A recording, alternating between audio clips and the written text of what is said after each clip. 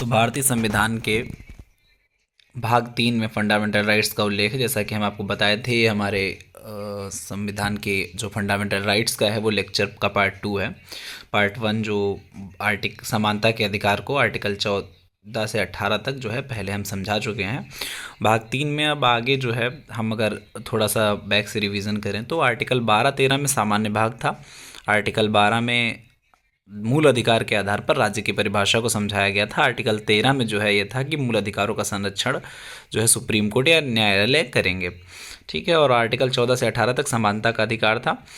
Article 19 से 22 तक अब स्वतंत्रता का अधिकार पढ़ना है आपको, और 23 से 24 शोषण के विरुद्ध अधिकार, 25 से 28 तक धर्म की स्वतंत्रता का अधिकार है, 29-30 में संस्कृति और शिक्षा संबंधी अधिकार हैं, और आर्टिकल 32 में संवैधानिक उपचारों का अधिकार है। यानी टोटल 6 अधिकार हैं: समानता का अधिकार, स्वतंत्रता का अधिकार, शोषण के विरुद्ध अधिकार, धर्म की स्वतंत्रता का अधिकार, संस्कृति और शिक्षा संबंधी अधिकार, संवैधानिक उपचारों का अधिकार। जो है ऐसे 6 जो है हमारे मूल अधिकार हैं।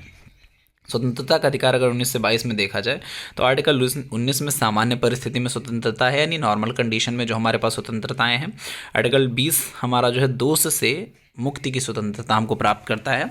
आर्टिकल 21 अवशिष्ट परिस्थिति में स्वतंत्रता। आर्टिकल 22 गिरफ्तारी के संबंध में, गिरफ्तारी के विरुद्ध में स्वतंत्रताएं हमको प्राप्त करता है। आर्टिकल 19 को अब हम थोड़ा सा डिटेल में पढ़ेंगे तो आर्टिकल 19 यानी सामान्य परिस्थिति में स्वतंत्रता। आर्टिकल 19 हमें बताता है इसके 6 भाग हैं। पहला, विचार अभिव्यक्ति की स्वतंत्रता। विचार अभिव्यक्ति मतलब बोलने की स्वतंत्रता तुमको है, बोलने की आज़ादी, एकदम बोलो भैया। लेकिन इस पर भी जो है निर्बंधन संसद लगाती है। ऐसा नहीं तुम फ़ोन करके गरिया दो किसी को, वो वाली स्वतंत्रता नहीं है। तो विचार अभिव्यक्ति की स्वतंत्रता है, लेकिन उस पर भी जो है निर्बंधन लगेंगे तुम्हारे नैतिकता के आधार पर, लॉ एंड ऑर्डर के आधार पर, न्यायपरक, संकीर्ण, बोधगम्य, नैतिकता, सदाचार, इन सब के आधार पर जो है तुम्हारे ऊपर निर्बंधन रहते हैं। विचार अभिव्यक्ति की स्वतंत्रता वैसे तुमको है। आर्टिकल 19(1) आधार पर विचार अभिव्यक्ति की स्वतंत्रता हमको है। आर्टिकल 19(1)(b) हमको सभा और जुलूस का अधिकार देता है, यानी सम्मेलन का अधिकार देता है। सम्मेलन में हम लोग मिल सकते हैं और सभा बना सकते हैं, जुलूस निकाल सकते हैं, ऐसे अधिकार हमको मिलते हैं। सभा लोगों का समूह है जो एक विचार के लिए जो है इकट्ठा हुए हैं, तो ऐसे ही समूह को क्या बोला जाता है? सभा बोला जाता है। और सभा अगर वो स्थायी है तो सभा है, अगर वो चल दिए एक जगह से दूसरी जगह पलायन कर दिए तो हमारा जुलूस हो जाता है। अच्छा, ये सब करने का अधिकार है, लेकिन इसके लिए एक निर्बंधन, वही ये तो सारे हैं ही हैं आधार: संकीर्ण, बोधगम्य, न्यायपरक, लॉ एंड ऑर्डर को मेंटेन करते हुए, नैतिकता और सदाचार को ध्यान में रखते हुए, देश की एकता अखंडता को ध्यान में रखते हुए सारे निर्बंधन हैं। साथ ही ये अनआर्म्ड होना चाहिए, मतलब हथियारों का प्रयोग इसमें नहीं होना चाहिए। इसमें आर्टिकल 19(3) के तहत जो है निर्बंधन लगे हैं। उसी में जैसे 19(1)(a) का निर्बंधन 19(2) से है, 19(1)(b) का निर्बंधन 19(3) से है, 19(1)(c) का निर्बंधन 19(4) से है। ऐसे जो है निर्बंधन डिटेल्ड कर दिए गए हैं। 19(1)(c) कहता है कि संगम का अधिकार, यानी संघ बनाने का अधिकार है। किसी को संघ बनाने का अधिकार भी उसमें है। यानी हम सभा जुलूस निकाले, उसके बाद हम संघ, किसी संगठन को बनाना है हमें, तो संघ बनाने का अधिकार भी हमें आर्टिकल 19(1)(c) देता है।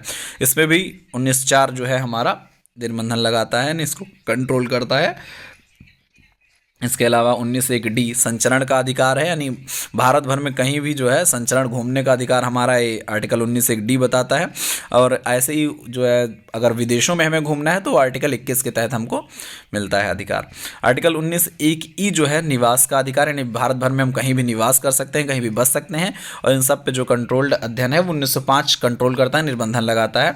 क्योंकि इसमें 1905 में जो है विशेषकर जनजातीय क्षेत्र में जो है आप निवास नहीं कर सकते हैं, वहाँ पर जाकर आप घर नहीं बना सकते हैं। इसके बारे में थोड़ा सा, क्योंकि एसटी जो ट्राइब्स कम्युनिटी है वो बहुत सेंसिटिव होती हैं, तो वहाँ पर जो है आम आदमी जाके घर वर नहीं बना सकते। इसके बारे में थोड़ा सा दिक्कत होती है, वहाँ जाके घूमने में भी थोड़ी सी दिक्कतें होती हैं। 19(1)(g) जो वृत्ति यानी व्यापार, वाणिज्य, समागम की स्वतंत्रता, इसमें आर्टिकल 19(1)(g) के तहत है। आर्टिकल 19(f) जो था, एक F वो जो है संपत्ति से संबंधित है, इसलिए उसको जो है निरसित कर दिया गया है, उसको ट्रांसफ़र कर दिया गया है किसमें? विधिक अधिकार में, आर्टिकल 300 में उसको स्थानांतरित कर दिया गया है। तो आर्टिकल 19(1)(g) क्या है? वृत्ति का अधिकार है। 1906 के तहत इस पर निर्बंधन लगते हैं। वही निर्बंधन है बोधगम्य, न्यायपरक, लॉ एंड ऑर्डर को मेंटेन करने वाले, नैतिकता, सदाचार, अखंडता, एकता एवं सुरक्षा की दृष्टि से। एक बार फिर से अगर हम नज़र डालें तो हमको याद रखना है, तो सबसे पहले आप किसी से जाते हैं तो बात करते हैं, किसी से बात करेंगे, विचार अभिव्यक्त अपने विचार व्यक्त करेंगे उसके सामने। उसके बाद हम क्या करेंगे, कहीं मिलेंगे, सम्मेलन करेंगे, कहीं ना कहीं मिलेंगे। अगर सीक्वेंस याद करना है तो बस किसी से पहले बात करेंगे, उसके बाद सम्मेलन यानी मिलेंगे, उसके बाद संगम बनाएंगे, संघ बना लेंगे। अरे मान लो शादी कर लिए, उसके बाद में संचरण किए, हनीमून पे गए, घूमने निकल गए, उसके बाद में कहीं ना कहीं घर बना लेंगे। और घर बनाने के बाद अरे पैसा रुपया कमाओगे ना, तो पैसा रुपया कमाने के लिए वृत्ति, व्यापार, वाणिज्य कुछ ना करोगे, तो ये सीक्वेंस हमको इस तरीके से याद हो जाएगा। और इसमें ध्यान रखना कि F19 एक F जो है वो संपत्ति का अधिकार था, उसको जो है यहाँ से हटा दिया गया है, तो अब F नहीं आएगा, सीधे G आएगा। ठीक है, तो ये सीक्वेंस आप याद कर लेना। उसके आगे जो है 19(1)F संपत्ति का अधिकार था, इसको आर्टिकल 300A में स्थानांतरित कर दिया गया है। उसके बाद ये हमारा जो है सामान्य स्थिति में स्वतंत्रता थी। आर्टिकल 20 हमें क्या है, दोष से मुक्ति की स्वतंत्रता हमें देता है। 19 जो आर्टिकल 20 है वो हमें दोष से मुक्ति में स्वतंत्रता देता है। इसमें निर्बंधन में अगर आप देखते हो, निर्बंधन थोड़ा सा दिक्कत वाला है। जैसे विचार है तो हम किसी को अब नैतिकता का ध्यान रखेंगे बोलने में, किसी से भी अब गाली तो नहीं देने लगेंगे किसी को, भैया उसके फिर कह दो हमारा मूल अधिकार है हम गरियाएंगे, तो ये पॉसिबल नहीं है ना। तो आप जो है उसको ध्यान में रखेंगे, नैतिकता ध्यान में रखेंगे, लॉ एंड ऑर्डर को मेंटेन करके रखेंगे। सभा और जुलूस शांति से निकालेंगे, भैया ये नहीं है कि सभा निकाल रहे तो एकदम कट्टा बंदूक लेके गोली फायरिंग करते हुए निकाल रहे हैं, इन सब चीज़ों का ध्यान रखना पड़ेगा। संगम, कहीं संगठन कोई बना रहा है तो संगठन में भी हथियार वथियार नहीं रखेंगे, लॉ एंड ऑर्डर को मेंटेन करने वाला संगठन बनाएंगे। ठीक है, राष्ट्र की एकता अखंडता को तोड़ने के लिए कोई संगठन नहीं बनाएंगे। ठीक, इन सब चीज़ों को ध्यान में रखना पड़ता है। संचरण, कहीं निवास कर रहे हैं या कहीं घूमने जा रहे हैं तो उसमें भी लॉ एंड ऑर्डर और नैतिकता को मेंटेन करना होगा। व्यापार में आप कह दें कि नहीं भैया हम तो गांजा उगाएंगे, हम तो अफीम की खेती करेंगे, हैं, तो ये सब पॉसिबल नहीं हो पाएगा ना। कदम हम कट्टा बेचेंगे, कट्टा बना के बेचेंगे, हमारा व्यापार है वो हमारा मूल अधिकार, तो पॉसिबल नहीं है। हमारे देश की एकता अखंडता सुरक्षा इन सब चीज़ों को ध्यान में रख के ही व्यापार करना है। ठीक है, तो ये सब मूल अधिकार आपके रहेंगे। उसके बाद आर्टिकल 20 की अगर बात करते हैं तो दोष सिद्ध की स्थिति में ही स्वतंत्रता, यानी अगर आप किसी चीज़ के लिए दोषी पाए गए हैं तो दोष सिद्धि की स्थिति में भी आपको कुछ स्वतंत्रताएं मिलती हैं। आर्टिकल 20 से कहता है कि विधि का उल्लंघन होने पर ही दोषी माना जाएगा, यानी आप किसी कानून को, भले वो समाज में उसको सही नज़र से ना देखा जाता हो, लेकिन अगर कानून में वो जो है गलत नहीं है, अगर उसको दोष में नहीं रखा गया है, तो वो आप उसको जो है जब तक आप दोषी तब तक नहीं माने जाएंगे जब तक आप विधि का उल्लंघन, किसी कानून का उल्लंघन नहीं करते हैं, समझे। तो इसीलिए जो है विधि का उल्लंघन करने पर ही आपको दोषी माना जाएगा और दोष के आधार पर ही आपको दंड दिया जाएगा, दोष के आधार पर ही सस्ती दिया जाएगा, सस्ती यानी दंड दिया जाएगा आपको। ये नहीं है कि आप जो है कि ये चोरी है आप पे सज़ा मर्डर वाली चला दें, फांसी वाली, मतलब मर्डर वाली जो है आपको सज़ा दे दी जाए, जज गुस्सा हो जाए तो तुमको मर्डर वाली सज़ा दे दे, ये सब पॉसिबल नहीं है। जितना आप दोष किए होंगे उस दोष के लिए उस कानून में जो भी सज़ा होगी उतनी आपको सिर्फ सज़ा दी जाएगी, हमारा संविधान आपको अधिकार देता है।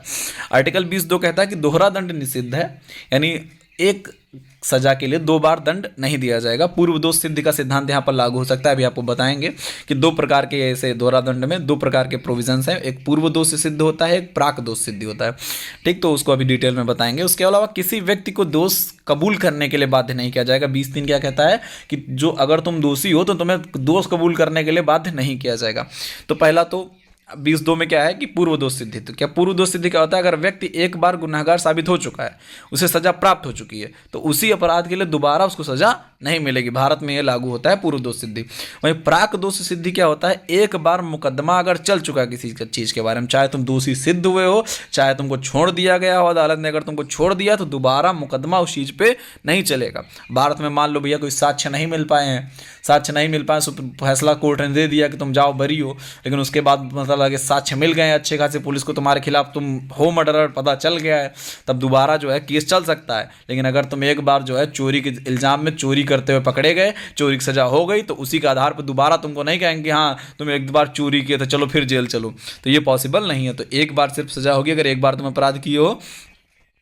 और यहाँ अमेरिका में क्या है कि मुकदमा एक बार चल गया तो दोबारा मुकदमा ही नहीं चलेगा। भाई उनका जुडिशरी सिस्टम थोड़ा स्ट्रांग है, उनके पास इतने सारे इक्विपमेंट है, वो तुरंत भैया जान जाते हैं, लाइट डिटेक्टिंग टेस्ट करवाते हैं, ये सब करवाते हैं, उसके बाद भैया तुरंत गवाह ववाह का सब करवाते हैं ये सब, तो उससे जो है उनका आसान हो जाता है, तो दोबारा मुकदमा ही नहीं चलवाते हैं अगर एक बार छोड़ दिए तो। अच्छा, यहाँ 20(3) में क्या है कि हमने बताया था कि किसी व्यक्ति को दोष कबूल करने के लिए बाध्य नहीं किया जाएगा, कबूल करने के लिए बाध्य नहीं किया जाएगा, लेकिन जो प्राकृतिक साक्ष्य हैं उनको जो है उन पर यह नियम लागू नहीं होता है। न्यायालय किसी व्यक्ति के फिंगरप्रिंट है, रेटिना है, राइटिंग है, डीएनए है, इनको देने के लिए बाध्य कर सकता है।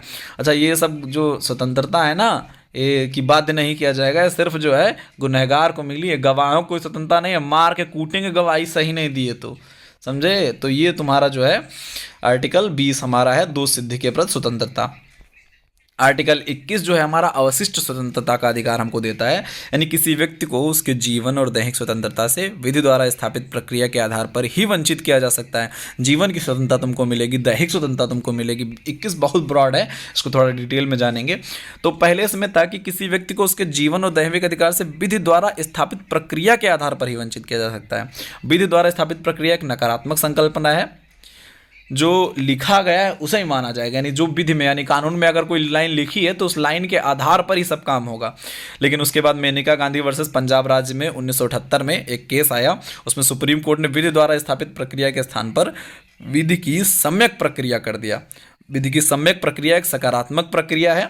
सम्यक प्रक्रिया का अर्थ होता है कि न्यायालय विधि की जांच कर सकेगा, यानी कोई कानून बना है पहले से संविधान में या फिर कहीं भी, तो उस कानून सही है कि गलत है उस पर्सपेक्टिव में, जैसे कई बार कानून जो है वैसे सही होता है लेकिन कोई नया केस आता है उस पर्सपेक्टिव में वो कानून जो है गलत सिद्ध हो जाता है, तो वहाँ पर न्यायालय विधि की जाँच कर सकेगा कि वो उस पर्सपेक्टिव में सही है कि नहीं है। ठीक, तो इसको बोलते हैं विधि की सम्यक प्रक्रिया। यह सकारात्मक प्रक्रिया है। मेनका गांधी वाले केस में 1978 में पंजाब राज्य के खिलाफ इसको जो है सुप्रीम कोर्ट ने दिया था। सम्यक प्रक्रिया हो गई। उसके बाद आर्टिकल 21 से संबंधित सुप्रीम कोर्ट के निर्णय, कई सारे। आर्टिकल 21 पहले सिर्फ जीवन का अधिकार देता था, गरिमा से जीने, गरिमा के साथ मरने का अधिकार देता था। गरिमा किसी लड़की का नाम नहीं है, गरिमा मतलब तुम्हारी डिग्निटी की बात हो रही है यहाँ, समझे। तो गरिमा के साथ जीने, गरिमा के साथ मरने का अधिकार है। आर्टिकल 21 से संबंधित अगर देखोगे सुप्रीम कोर्ट के निर्णय क्या क्या आए हैं, मृत्युदंड या फांसी देना आर्टिकल 21 का उल्लंघन नहीं माना जाएगा। आर्टिकल 21 का उल्लंघन मृत्युदंड या फांसी देना नहीं माना जाएगा। आईपीसी की धारा 309 आत्महत्या को आपराधिक कार्य का प्रयास मानते हुए, अगर तुम आत्महत्या किए, तुम निपट गए तब तो ठीक है भैया, का फिर उसके बाद का सजा हो जाएगी। लेकिन अगर आत्महत्या किए और बच गए तो 1 साल का कारावास या जुर्माना आपको हो सकता है। आईपीसी 304 जो है इच्छा मृत्यु गैर कानूनी है, यानी जैसे इच्छा मृत्यु यूथनेशिया बोलते हैं इच्छा मृत्यु को, उसको गैर कानूनी माननीय माना गया है। 18th वित्त आयोग ने सिफारिश की थी कि आईपीसी 309 को हटा दिया जाए, यानी कोई भैया सुसाइड किया है तो उसकी प्रॉब्लम होगी तभी वो सुसाइड किया है, और तुम पता लगे सुसाइड में बच गया तो साल भर जेल में ठूस दो जाके, ये वो तो दिक्कत है। तो फिर क्या हुआ, वित्त आयोग ने कहा कि भैया इसको हटा देना चाहिए। फिर अरुणा रामचंद्र शानबाग केस आया, एक अरुणा रामचंद्र शानबाग केस आया 2011 में।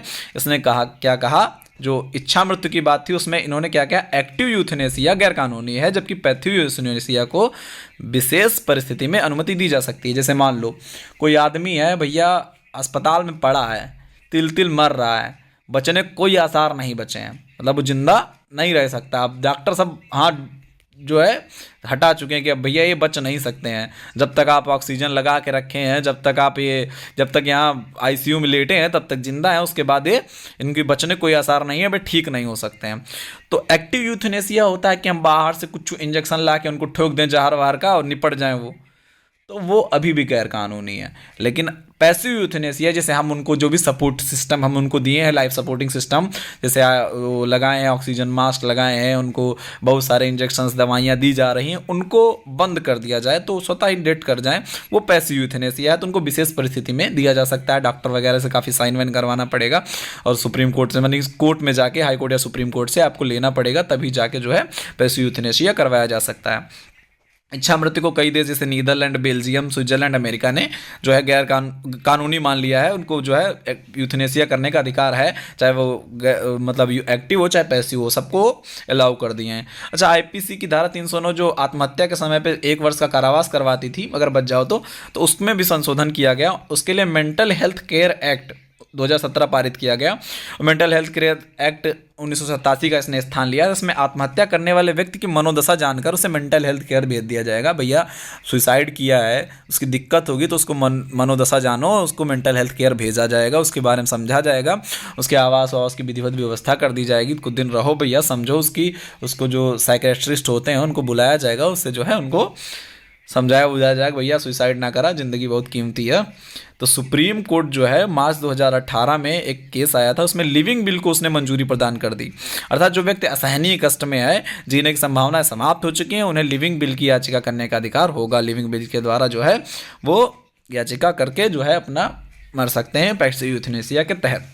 मेनका गांधी वर्सेस पंजाब राज्य में गरिमा के साथ जीने, गरिमा के साथ मरने का अधिकार जो है तुम्हारा आर्टिकल 21 के तहत। इसके अलावा बहुत सारे अधिकार हैं जो आर्टिकल 21 में हमको मिले हैं। अच्छी सड़कों पर चलने का अधिकार है, पर्याप्त तथा पूर्ण भोजन का अधिकार है, निःशुल्क विधिक सहायता प्राप्ति का अधिकार है, एकांत कारावास के विरुद्ध का अधिकार है। तो ऐसे बहुत सारे अधिकार में सोने का अधिकार है। अब इस चक्कर में कहीं तो मम्मी सुबह जगाने आया कि तो चलो मम्मी जेल, आर्टिकल 21 का उल्लंघन हो रहा, तो बेटा जूता मिलेगा, 21 का उल्लंघन हो चाहे 22 का उल्लंघन हो, समझे।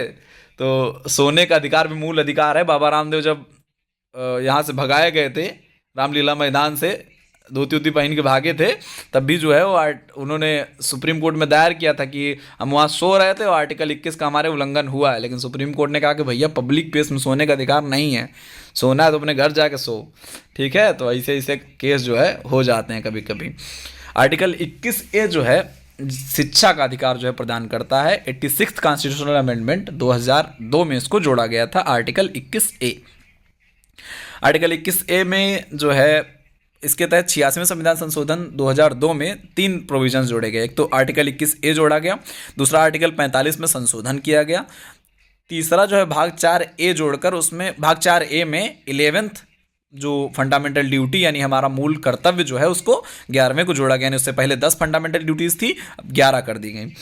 शिक्षा का अधिकार अधिनियम 2009 पारित किया गया, 1 अप्रैल 2010 से लागू हो गया।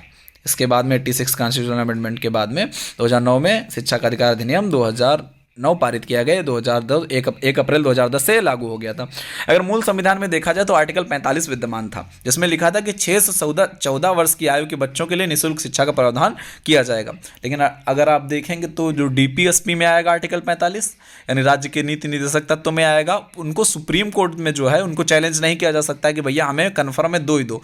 अगर राज्य के पास व्यवस्था होगी तो फ्री शिक्षा देगा 6 से 14 साल को, नहीं होगी तो नहीं देगा। अच्छा, इसको ध्यान में रखकर सरकार हमारी है भैया कुछ काम करेगी ज़रूर, तो उसने कुछ काम किए। नेशनल पॉलिसी फॉर एजुकेशन बनाया 1968 में, सर्व शिक्षा अभियान आया 2001 में, खूब चला था। उसके बाद 86वां संविधान संशोधन 2002 हुआ। इसी के आधार पे तो हमने क्या देखा कि आर्टिकल 21A शामिल किया गया, आर्टिकल 45 को संशोधित कर दिया गया, जिसमें पहले 6 से 14 साल के बच्चों की शिक्षा का प्रावधान था, उसको संशोधित कर दिया गया। आर्टिकल 51A में 11वां फंडामेंटल ड्यूटी जोड़ दिया गया। आर्टिकल 21A में 6 से 14 वर्ष के बच्चों को निःशुल्क शिक्षा कर दिया गया। अब अगर 6 से 14 वर्ष के बच्चों को राज्य में निःशुल्क शिक्षा नहीं मिलती है तो आप सुप्रीम कोर्ट जाएँ, हाई कोर्ट जाएँ, वहाँ से जो है कहें कि भैया हमारे बच्चों को शिक्षा नहीं मिल पा रही है। आर्टिकल 45 को चेंज कर दिया गया और उसमें 6 से कम आयु वर्ग के बच्चों को समग्र विकास कर दिया गया, यानी होलिस्टिक डेवलपमेंट होगा। अब 6 से कम उम्र, ध्यान रखना 21A में 6 से 14 वर्ष और यहाँ लेस देन 6 से कम आयु वर्ग के लोगों को, बच्चों को समग्र विकास यानी होलिस्टिक डेवलपमेंट, सिर्फ शिक्षा का नहीं, खाने पीने रहने वहने हर चीज़ की व्यवस्था अगर दिक्कत है तो हर चीज़ का ध्यान रखना किसकी जिम्मेदारी है, राज्य की जिम्मेदारी है। वहीं 11वां मूल अधिकार जोड़ दिया गया कि सभी पेरेंट्स या अभिभावक 6 से 14 आयु वर्ग के अपने बच्चों या पाल्यों को शिक्षा प्रदान करवाएं, यह हमारा मूल कर्तव्य है। 86वां संविधान संशोधन 2002 का आधार बनाकर शिक्षा अधिकार अधिनियम 2009 पारित किया गया, जो 1 अप्रैल 2010 से लागू हो गया। अच्छा, इसमें क्या था?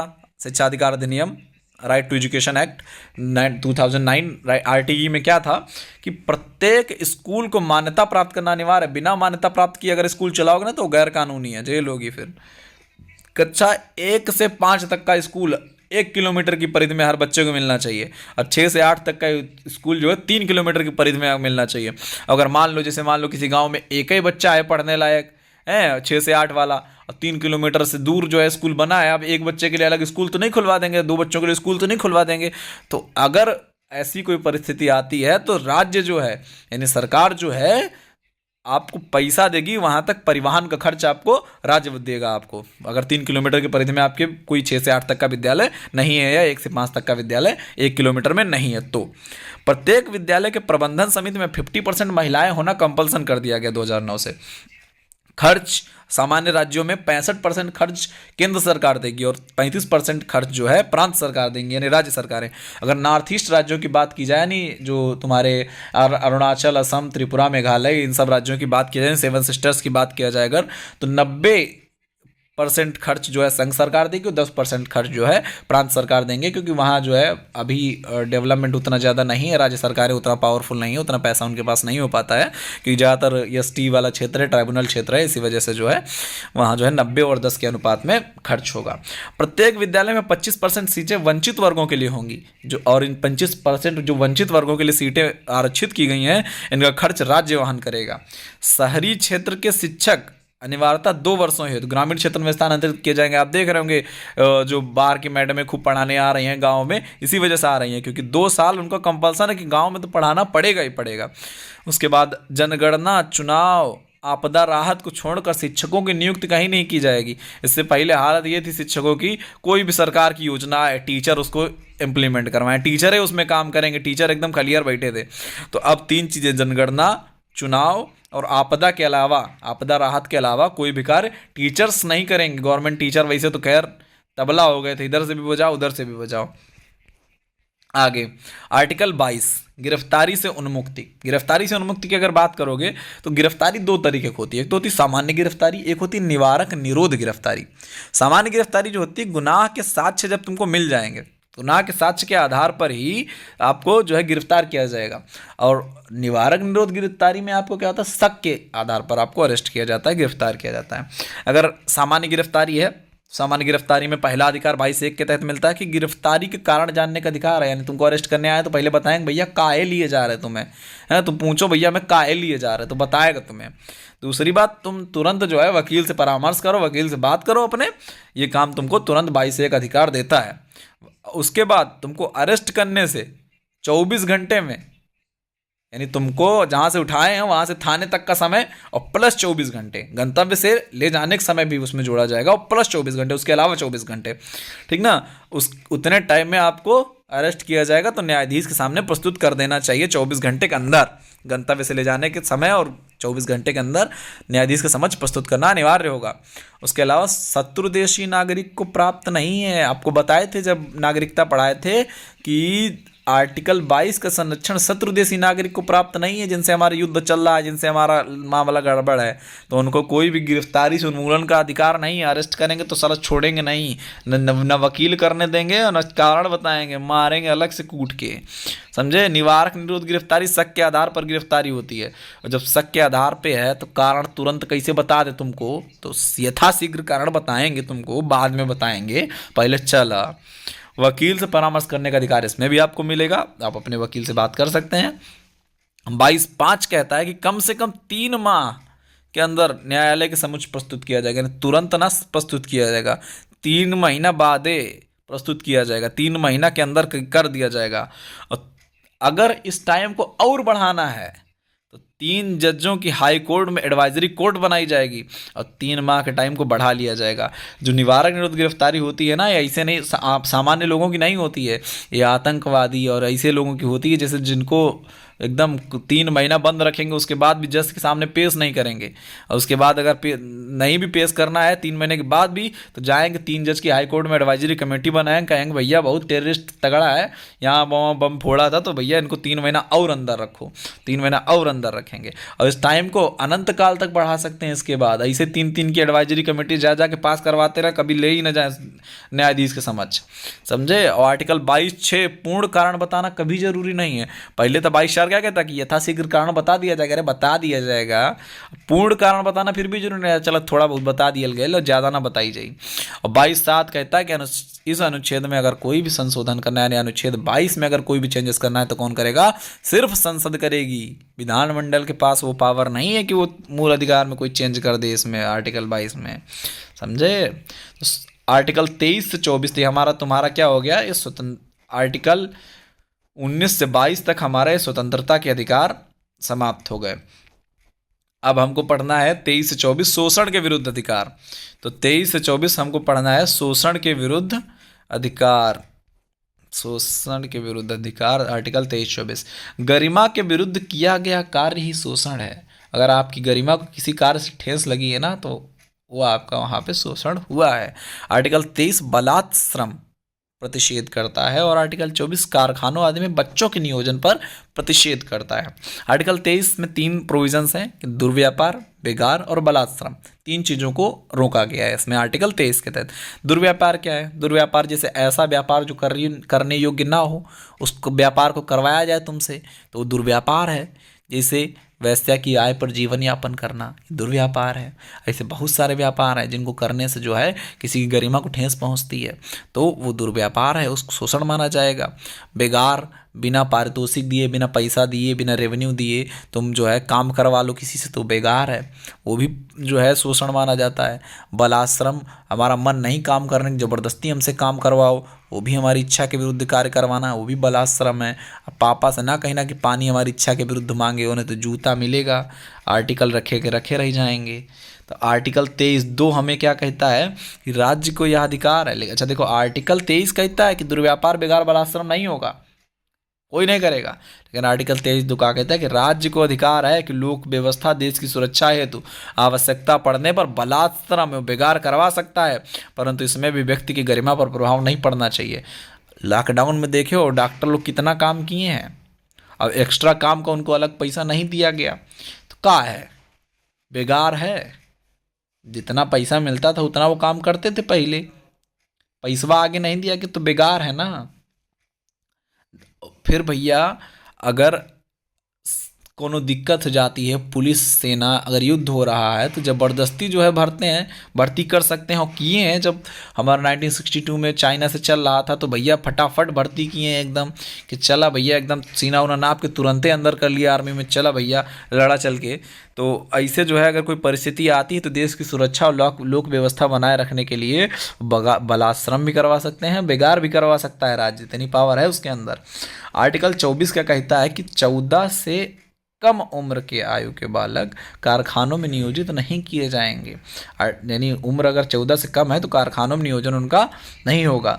MC मेहता वाले केस में एक आया कि कारखानों की तो बात छोड़ो, उसके अलावा 14 से कम आयु उम्र के जो बच्चे हैं उनको माचिस, पटाखा, एबस्टस, हीरा पॉलिश, कांच, पीतल, कालीन, ताला, स्लेट, ऐसे जो खतरनाक उद्योग हैं इनमें जो है नियोजन प्रतिषिद्ध रहेगा।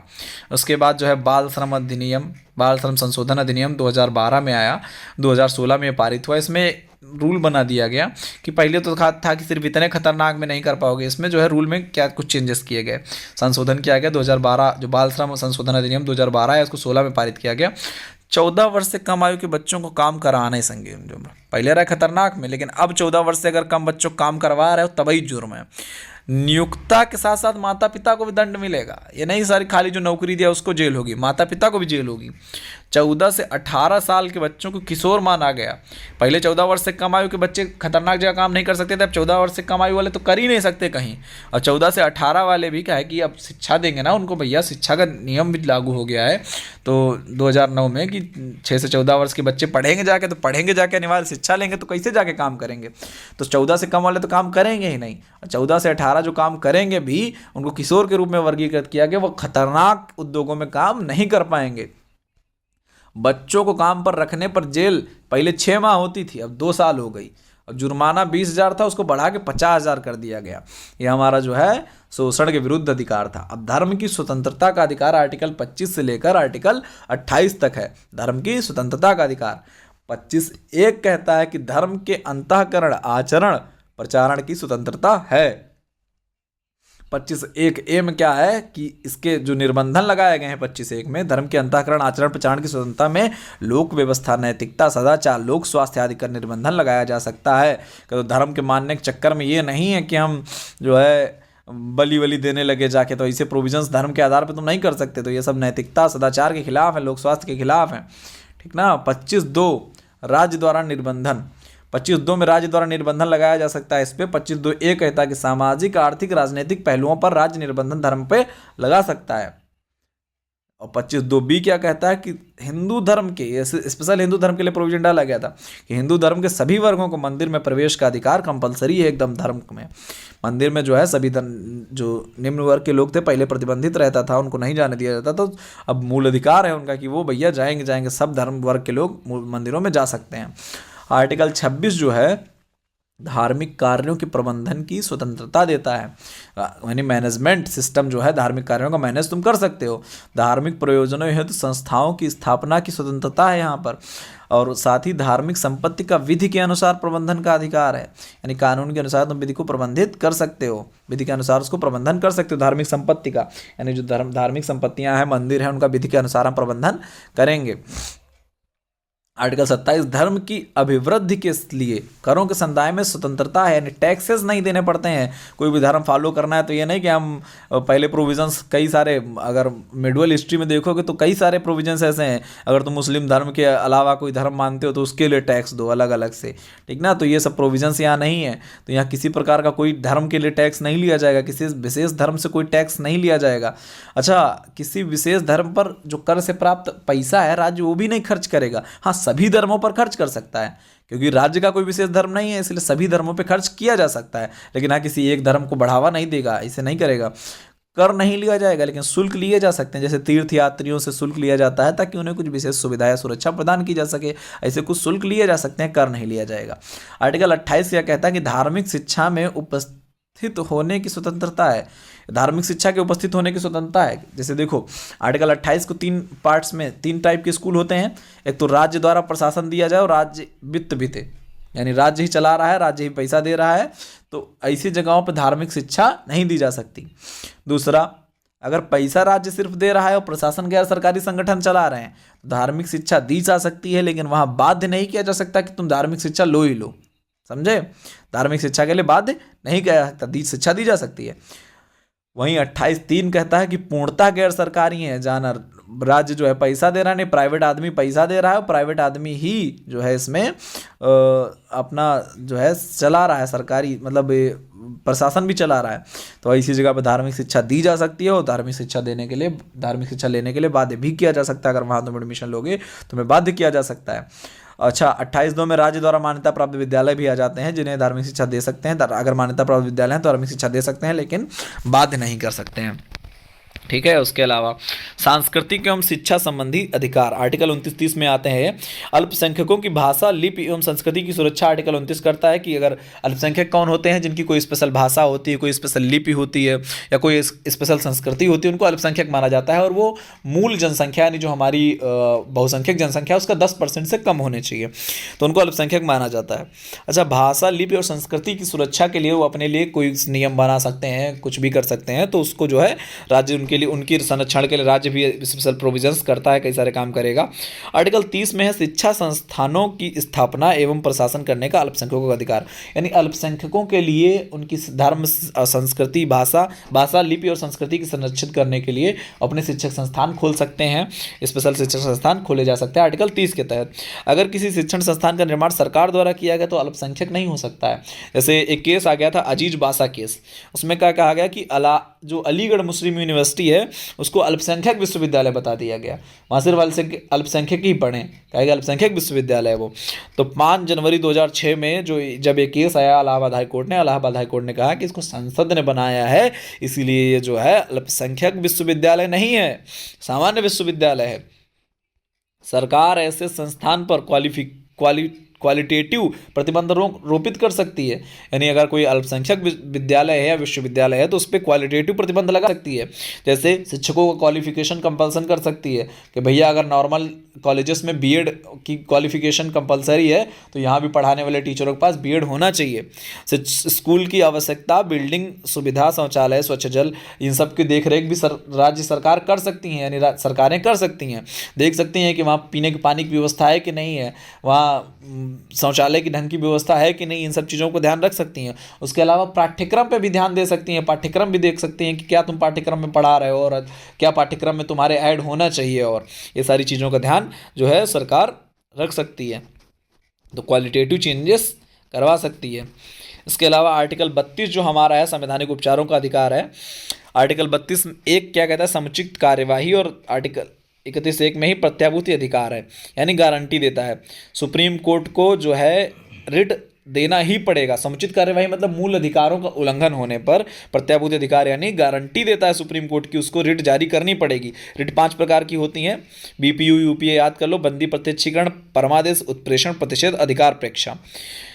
आर्टिकल 32(3) क्या कहता है कि सुप्रीम कोर्ट की रिट अधिकारिता पर नकारात्मक प्रभाव डाले बिना संसद या अधिकार किसी अन्य न्यायालय को भी दे सकता है। ध्यान देना, सुप्रीम कोर्ट की रिट अधिकारिता को नकारात्मक प्रभाव डाले बिना, यानी उसको कम किए बिना, संसद यह अधिकार किसी अन्य न्यायालय को भी दे सकता है। लेकिन यह अन्य न्यायालय हाई कोर्ट नहीं है, कोई और न्यायालय, हाई कोर्ट यानी अधीनस्थ न्यायालय, इसी न्यायालय को दे सकता है, क्योंकि हाई कोर्ट को संविधान ही आर्टिकल 226 के तहत यह रिट जारी करने का अधिकार संविधान से ही प्राप्त है। आर्टिकल 32(4) जो है रिट अधिकारिता कभी समाप्त नहीं की जा सकती। आर्टिकल 32(4) कहता है कि यह संविधान का मूल तत्व है, इसलिए रिट अधिकारिता को कभी समाप्त नहीं किया जा सकता। समुचित कार्यवाही क्या है? ऐसी कार्यवाही जो उस आदेश, निर्देश या रिट की प्रकृति को ध्यान में रखते हुए समुचित हो, जो मूल अधिकारों का उल्लंघन होने पर जारी की जाती है, वो समुचित कार्यवाही है। आर्टिकल 1984 कहता है कि बंधुआ मुक्ति मोर्चा वर्सेस भारत संघ, एक केस आया था 1984 में, बंधुआ मुक्ति मोर्चा वर्सेस भारत संघ। किसी निर्धन अबोध व्यक्ति के साथ, अगर कोई निर्धन व्यक्ति है, कोई अबोध व्यक्ति है, उसके अगर फंडामेंटल राइट्स का उल्लेख होता है तो क्या कर सकता है वो, कि वो सिर्फ पत्र के माध्यम से याचिका दायर कर सकता है सुप्रीम कोर्ट में। अच्छा, सुप्रीम कोर्ट में याचिका दायर कर सकता है, इसी को जनहित याचिका कहा गया। PIL, आप नाम सुने होंगे PIL का, इसे ही PIL कहा गया था, समझे, जनहित याचिका।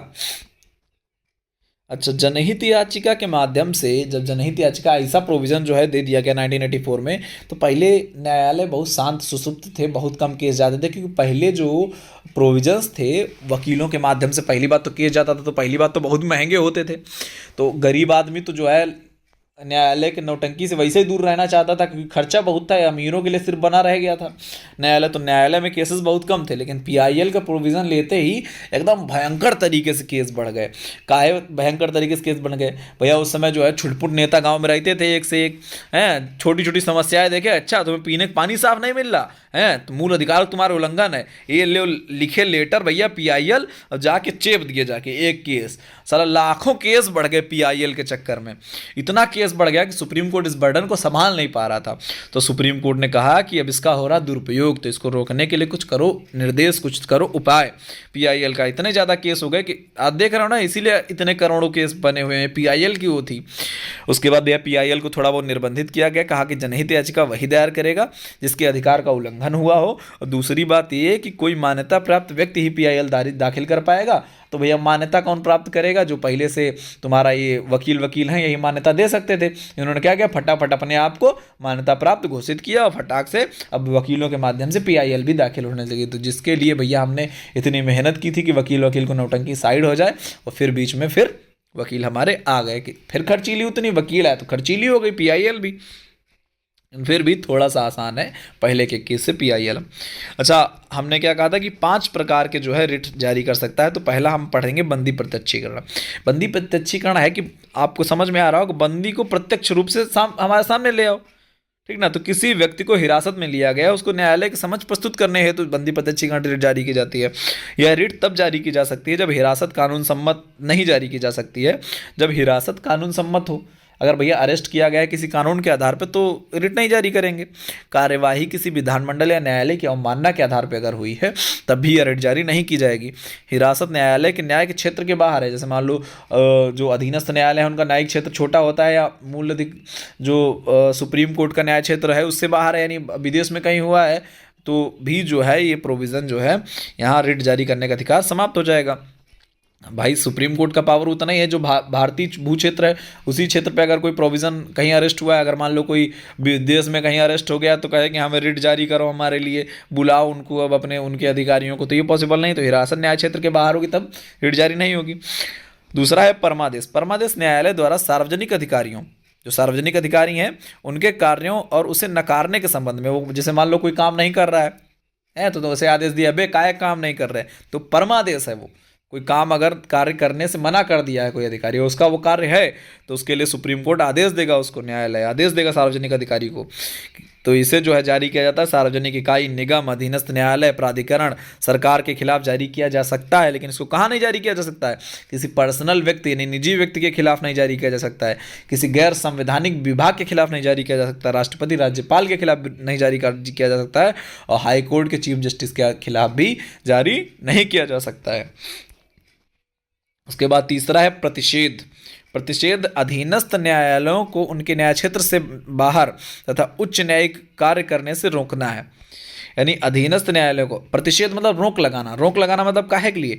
कोई अधीनस्थ न्यायालय है, अपने न्याय क्षेत्र से बाहर काम कर रहा है, यानी उसका न्यायिक क्षेत्र मान लो डिस्ट्रिक्ट भर का था, वो अपने डिस्ट्रिक्ट के बाहर का काम कर रहा है, या फिर उसके लेवल से हाई काम है, यानी हाई कोर्ट या सुप्रीम कोर्ट का काम है, उस काम में वो इंटरफेयर कर रहा है, तो ऐसे काम में उसको रोक दिया जाएगा कि बस भैया तुम्हारा हो गया, प्रतिषेध है यहाँ से। तो यह सिर्फ न्यायिक और अर्ध न्यायिक प्राधिकरणों के खिलाफ ही जारी किया जा सकता है, यानी जुडिशरी में ही सिर्फ है न्यायिक और अर्ध न्यायिक प्राधिकरणों के खिलाफ जारी किया जा सकता है, अन्य के खिलाफ नहीं। जैसे विधायी निकाय है, निजी व्यक्ति है, प्रशासनिक प्राधिकरण है, इनके खिलाफ जारी नहीं किया जा सकता। उत्प्रेषण क्या है? उत्प्रेषण भी हाई कोर्ट द्वारा अधीनस्थ न्यायालयों अधिकरणों पर लंबित मामलों के स्थानांतरण को सीधे पत्र जारी कर सकती है, सीधे पत्र जारी कर सकती है। जैसे क्या है उसमें प्रतिषेध में क्या था कि कोई न्यायालय अपने कार्य से जरूरत से ज़्यादा काम कर रहा है, उसके क्षेत्र में नहीं है, उसकी न्यायिक कार्य नहीं है, उसके न्यायिक कार्य से उच्च कार्य है, तभी वो कर रहा है, तो उसको रोक देगा। अब यहाँ रोक नहीं देगा, यहाँ रोक देगा उसके साथ में क्या कहेगा कि ये वाला काम लाओ भैया हमारा है। हाईकोर्ट कहेगा लाओ बेटा हमारा काम है, तुम ना करो, हमें दो। तो एक पत्र लिख के जो है उस काम को अपने पास बुला लेगा। तो ये उत्प्रेषण है। उत्प्रेषण प्रतिषेध से थोड़ा अलग है।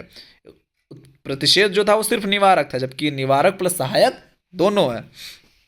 यह न्यायिक और अर्धन्यायिक प्राधिकरणों के खिलाफ जारी हो सकता है। साथ ही इसको 1991 में सुप्रीम कोर्ट ने कहा कि ये प्रशासनिक प्राधिकरणों के खिलाफ भी जारी हो सकता है। वो जो प्रतिषेध था वो प्रशासनिक प्राधिकरणों के खिलाफ नहीं जारी होता था, लेकिन ये प्रशासनिक प्राधिकरणों के खिलाफ भी जारी किया जा सकता है, लेकिन विधायी निकाय और निजी व्यक्तियों के खिलाफ ये भी जारी नहीं होगा। उसके बाद अधिकार प्रेक्षा हमारा लास्ट रिट 5वां है, या किसी व्यक्ति द्वारा लोक यानी सार्वजनिक कार्यालय के अवैध अनाधिकार ग्रहण करने को रोकता है।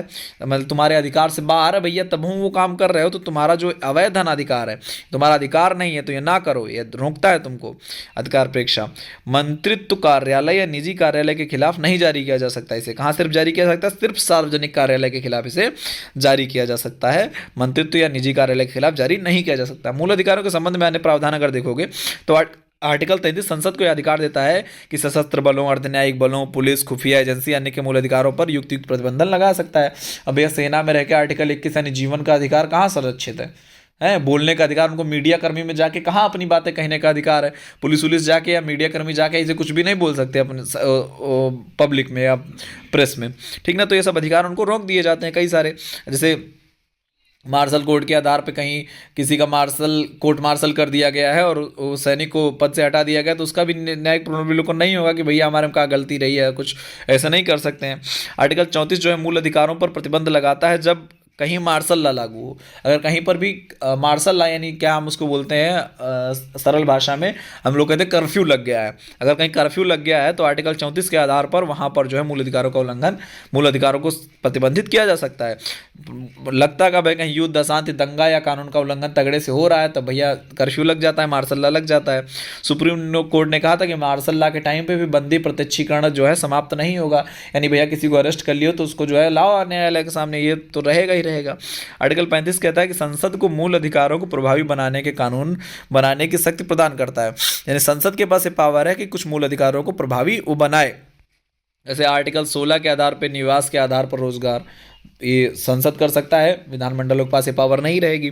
आर्टिकल 32, 33, 34, 17, 23 आप सब पढ़ चुके हैं। आर्टिकल 32 यानी रिट जारी करने का अधिकार हाईकोर्ट सुप्रीम कोर्ट को है, और इसमें जो है आर्टिकल 32 में इसके आधार पर जो है कोई भी कानून अगर बनाना है तो संसद इसमें जो है चेंजेस कर सकती है। आर्टिकल 33 के आधार पे जो ये कानून आपको बताएं, संसद जो है सशस्त्र बलों, अर्धन्यायिक बलों, इन पे सब पे जो भी कानून बनाना है ये भी जो है कौन करेगा? संसद करेगा। आर्टिकल 34 जो है क्या, मूल अधिकारों पर प्रतिबंध लगता है, कहीं भी मार्शल लॉ है तो ये भी, इसको भी कौन करता है?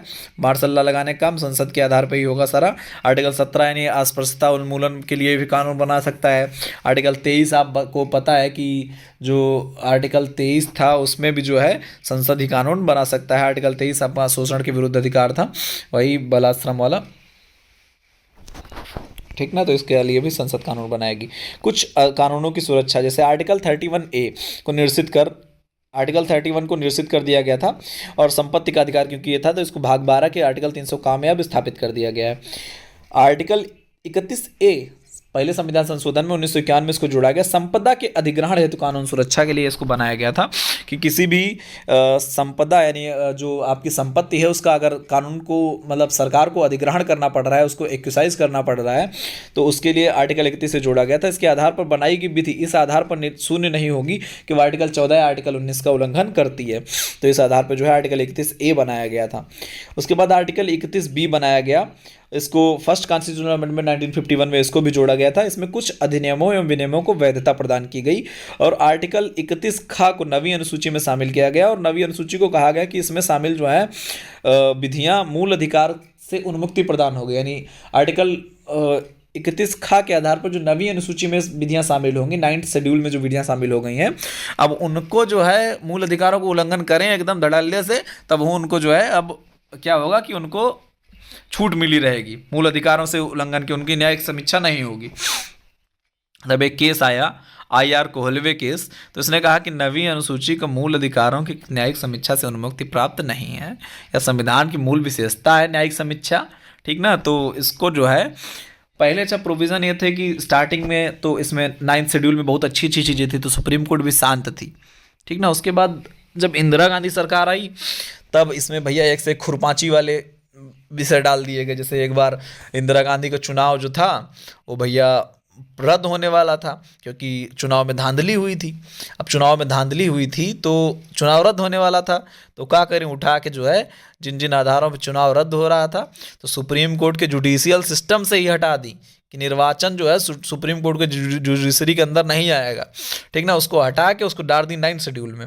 अच्छा, अब 9th शेड्यूल में अगर ऐसी चीज़ें डाली जाएंगी तो क्या होगा, फिर समस्याएं पैदा होंगी। तो 9th शेड्यूल में जब गलत चीज़ें डाली जाने लगी तो IR कोहलवे केस आया। उसने कहा कि नवी अनुसूची जो है मूल अधिकारों की न्यायिक समीक्षा से इसको छूट नहीं मिली है क्योंकि यह संविधान की मूल विशेषता है। 24 अप्रैल 1973 के बाद, यानी जब केशवानंद भारती केस आया था, मूल संविधान की विशेषता वाला जो प्रोविज़न दिया गया है वो 24 अप्रैल 1973 को जब केशवानंद भारती केस आया था उसी में दिया गया था। तो तब उसके बाद की नवी अनुसूची में जो भी विधियां शामिल की गई हैं वो आर्टिकल 14, 15, 19, 21 का अगर उल्लंघन करती हैं तो उनको 0 शून्य किया जा सकता है, उनको समाप्त किया जा सकता है। अगर 24 अप्रैल 1973 के बाद वाली, पहले वाली को सबको माय से मानने के लिए कर लिया गया। उसके बाद आर्टिकल 31C में कहा गया कुछ निदेशक तत्व यानी कुछ DPSP जो हैं हमारे, जो भाग 4 में है, उनको प्रभावी करने वाली विधियां थी ये। तो 25वें संविधान संशोधन 1971 में इसको जोड़ा गया था, आर्टिकल 31C को। इसमें कहा गया कि DPSP के आर्टिकल 39B और 39C जो हैं, इस आधार पर उनके आधार पर बनाए गए कानून इस आधार पर शून्य नहीं होंगे कि वो आर्टिकल 14 और 19 का उल्लंघन करते हैं। अच्छा, आर्टिकल 39B क्या कहता था कि भौतिक संपत्ति का वितरण जनता के हित में हो, यानी जितनी भी धन संपदा है इनका सबका वितरण जो है जनता के हित में हो, चकबंदी करके जो है जिनके पास बहुत जमीन है उनको कम गरीब वालों को दे दिया जाए, ऐसा प्रोविजन जो है किसमें आएंगे 39B। 39C क्या कहता है कि आर्थिक गतिविधियों के संचालन का, यानी जो टैक्सेशन सिस्टम है, सारी चीज़ें जो है साधारण जनता के हित में हो। अब भैया जो अमीर आदमी हो थोड़ा ज़्यादा टैक्स दे लेगा, गरीब आदमी थोड़ा कम टैक्स दे लेगा, ऐसा प्रोविजन जो है बनाए जाएंगे इसे।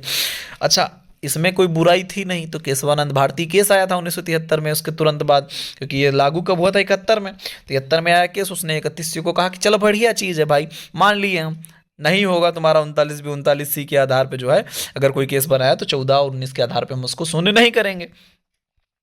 अच्छा, सरकार किसकी थी? इंदिरा गांधी की। हुआ 42वां संविधान संशोधन 1976 में। डिक्टेटरशिप के तौर पे उन्होंने कहा कि अब DPSP यानी भाग 4 में जितने भी प्रोविजंस हैं आर्टिकल 36 से लेके 51 तक, सब के सब जो है अगर उनके आधार पर कानून बना है तो 14 और 19 के आधार पर अगर उल्लंघन करता है तो उनको शून्य नहीं किया जाएगा। अब भैया सुप्रीम कोर्ट ने कहा ये कैसे पॉसिबल है, तो मिनर्वा मिल आया केस 1980 में, ठीक ना, 4 साल बाद। तो जो तुम्हारा 42वां संविधान संशोधन हुआ था, 42th कॉन्स्टिट्यूशनल अमेंडमेंट हुआ था 1976 में, इसके इस प्रावधान को अमान्य घोषित कर दिया गया। पहले वाला ठीक है जो 31C यानी 39B 39C, लेकिन ये नहीं ठीक पूरे DPSP। तो फिर फंडामेंटल राइट्स की वैल्यू क्या रह गई कि अगर फंडामेंटल राइट 14-19 की कोई वैल्यू नहीं रहेगी, सरकार काम करेगी तो DPSP के आधार पर करेगी, और सरकार चाहे जो कुछ करे तो समानता का अधिकार और स्वतंत्रता का अधिकार सब समाप्त है उसके सामने, ये तो पॉसिबल नहीं है। तो मिनर्वा मिल केस आया 1980 में और पहले से संविधान संशोधन का ये प्रोविजन अमान्य घोषित हो गया। नहीं तो आज का कंडीशन है कि अगर आर्टिकल 39B और 39C के आधार पर कोई भी कानून बनता है तो 14 और 19 का उसको संरक्षण प्राप्त होता है, यानी ये अपवाद है आर्टिकल 14 और 19 का। तो ये हमारा जो है मूल अधिकार इस प्रकार से समाप्त हो गया। अगला वीडियो जो है अब राष्ट्रपति का बनेगा। तब तक के लिए धन्यवाद।